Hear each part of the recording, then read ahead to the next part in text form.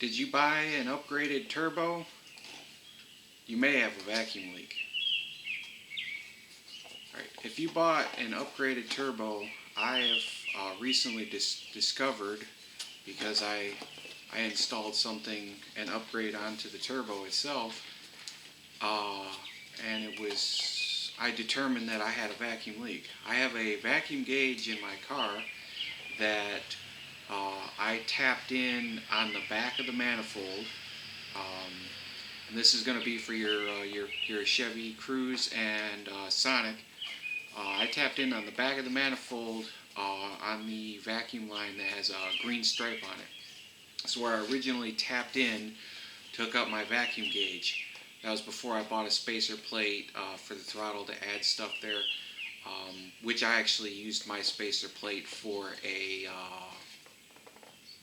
PVC system that I created based on 3 or 4 different designs, which I'll make a video about later when I finish refining that and with the results, how well it works. But first, I bought a vent to atmosphere blow-off valve, and in installing this, I had to modify it slightly to get it to fit, because the aftermarket turbo is made with a little closer clearance than the factory one, so it didn't want to fit in the spot that the diaphragm and plastic cover went in. And I think in the end, I just needed to grind off some of this. I don't think I needed to reshape and take it down where the diaphragm goes. I did have an upgraded spring from ZZ Performance that I had in there, but I wasn't really happy with the way the recirculating bypass valve was working. It seemed like when I was pulling logs that when I'd let off, I could see my mass airflow sensor readings jump around back and forth across the scale when the valve was venting the air back. And I do believe it was actually blowing back and hitting the mass airflow sensor. So that's going to mess with your fueling. So I wanted something that I should have did the video before I put it in so I could show you what it looks like. You could probably pull up a video. I happened to buy this one from B&R,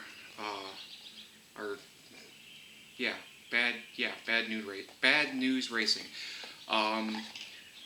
And apparently it's designed and made in Great Britain. Very interesting. But I bought this from B&R, even though I buy a lot of my parts. As a matter of fact, I don't think I've bought any parts from anybody else besides ZZ. So my turbo is the big wheel turbo from them, version 3. If you go on their website, I read through their description, they're making a version 3, probably 3.1, I don't know what they're going to call it, but they got a new one. So if you're going to upgrade your turbo to the big wheel version 3, wait till they release their newest edition before you buy it. It's going to be coming probably not till the end of the year, unfortunately. Their demand is so high, it's crazy.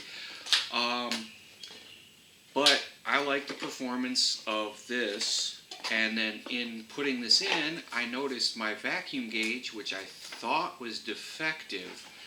You know, I read that they can fail. You know, it has a vacuum line that goes to it, but it's not entirely mechanical, so it kind of electrically displays the reading in an analog gauge format. So I thought maybe that this just lost its accuracy, and I was like, I'm not worried about that. It still looks nice.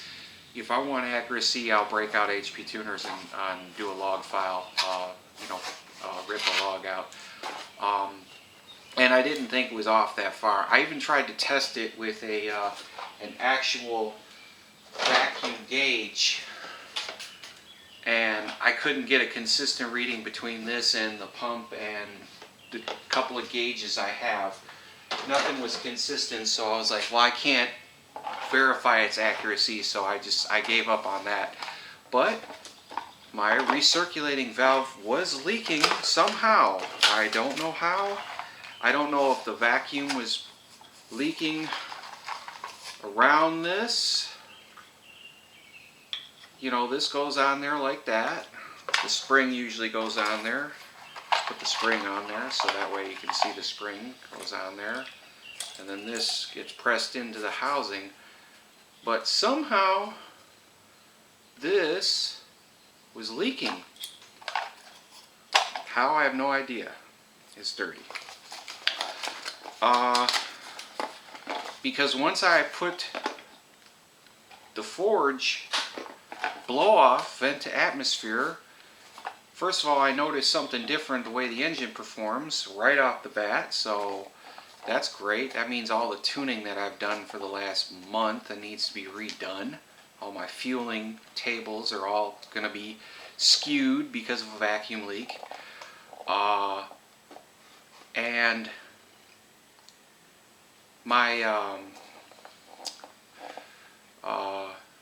my boost is reading higher now, so that means that boost was leaking slightly through that same vacuum tube, although I don't know how much boost could have been leaking, or just a consistent leak is probably a bad thing, you know. But yeah, I think that if you have an upgraded turbo, you should make sure you don't have a vacuum leak at the blow-off, recirculating, bypass valve, whatever you want to call it, isn't leaking vacuum and boost, because it probably is. And it's really weird that I didn't see this right off. I should have seen this right off. And it just goes into one other thing. Can't tune around mechanical issues, you'll just create more problems. And I did have a problem that I was wondering what it was, and that's probably what it was.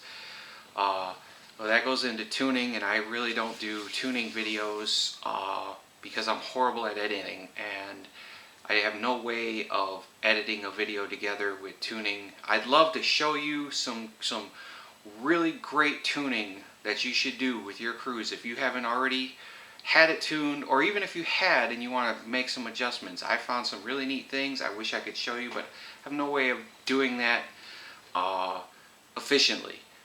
And so I'm not going to do that now. I'd love to do that. I'd love to post a video that I did do about porting the throttle body.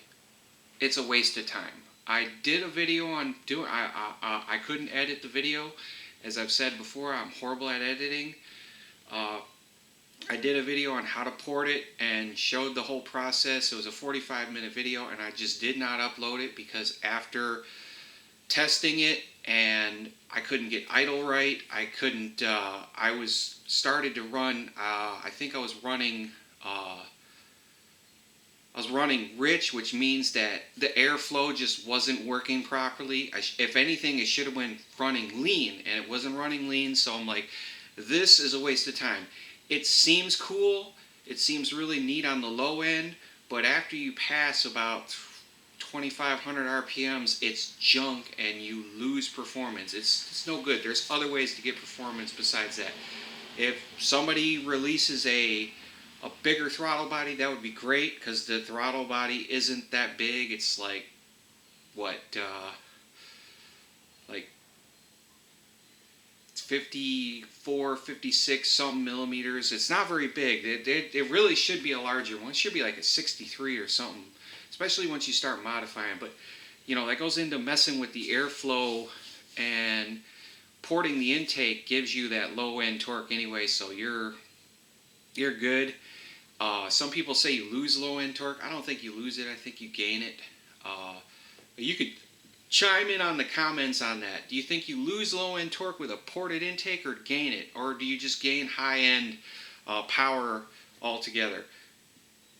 I'm not exactly sure which way that goes, but it feels good. It's neat. You know, there's a wall that's built into the intake runners on each one of them on these, and if you cut it off or buy one they're cut off, it's nice and smooth when you buy one because they use an actual CNC to mill it out, and it's even all the way across, so the airflow is nice and even, which is really important. So going back over the basic of this video was, you may have a vacuum leak if your BFV, if your blow-off valve is factory and the turbo is aftermarket. So it may be leaking. Might be because of some sort of different in the machining. Who knows exactly? I know I had a vacuum leak. I know I had a vacuum leak. It's gone now.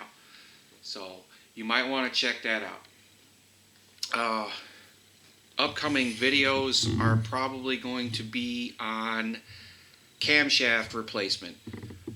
I ordered the cam, and I will be installing that on a head. I'll show you how to do that. I have a cylinder head in the back that I was going to port.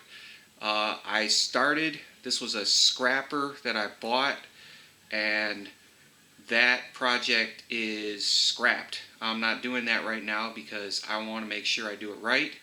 And right now, I've heard that if you port these wrong, you end up with worse performance than factory. So if you want to chime in on the comments on what you think that ought to be, that would be great. But on the 1.4, if you screw up the airflow, you end up with really bad stuff. I know there's a guy out there who has a 1.8.